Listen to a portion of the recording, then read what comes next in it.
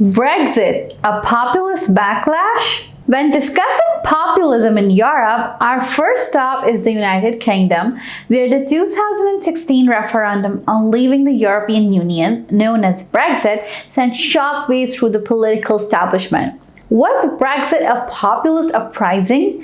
Many argue that it was the Leave campaign tapped into a deep-seated frustration among segments of the British population who felt left behind by globalization and burdened by EU regulations. Economic discontent. One of the key drivers of Brexit was economic discontent. Many Leave voters felt that their jobs were threatened by immigration, wages were stagnant, the political elite was silent, and public services were underfunded. They saw leaving the EU as a way to regain control over the UK's borders and economic policies. Cultural anxieties. Cultural anxieties also played a significant role. Some voters felt their British identity and values were being eroded by multiculturalism and EU integration.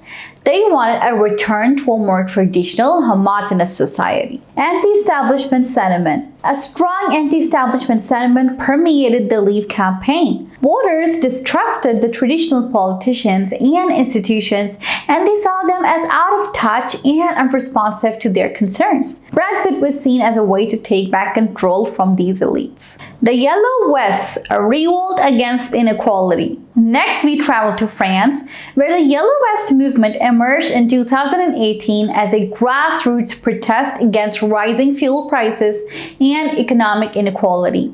The movement quickly gained momentum, with protesters donning yellow safety vests and taking to the streets every Saturday. Economic grievances. The Yellow Vests were primarily driven by economic grievances. They felt that the French government policies favored the wealthy and left ordinary people struggling to make ends meet. They demanded higher wages and lower taxes and wished for the government to focus on social welfare programs. Rural-urban divide. The movement also highlighted a growing rural-urban divide in France. Many Yellow Vests lived in rural areas and felt neglected by the government, which they saw as prioritizing the interests of urban elites. Direct democracy. The Yellow Vest advocated for direct democracy, calling for citizen referendums on key issues. They saw this as a way to bypass the traditional political system, which they viewed as corrupt and unresponsive. The rise of the far right. Brexit and the Yellow Vests are just two examples of a broader trend across Europe: the rise of far-right populist parties. These parties have gained significant support in recent years, capitalizing on a range of issues including immigration.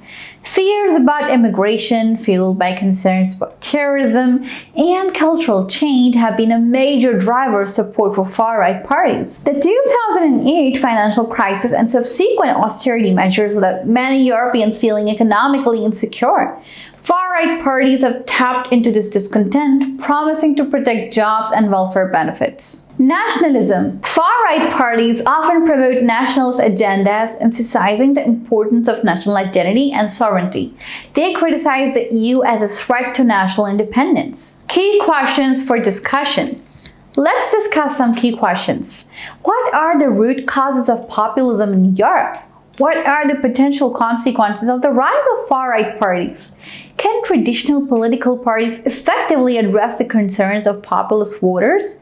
How can we strengthen democratic institutions to make them more responsive to the needs of all citizens? It is only through answering these difficult questions that we can come to understand Europe's political situation today.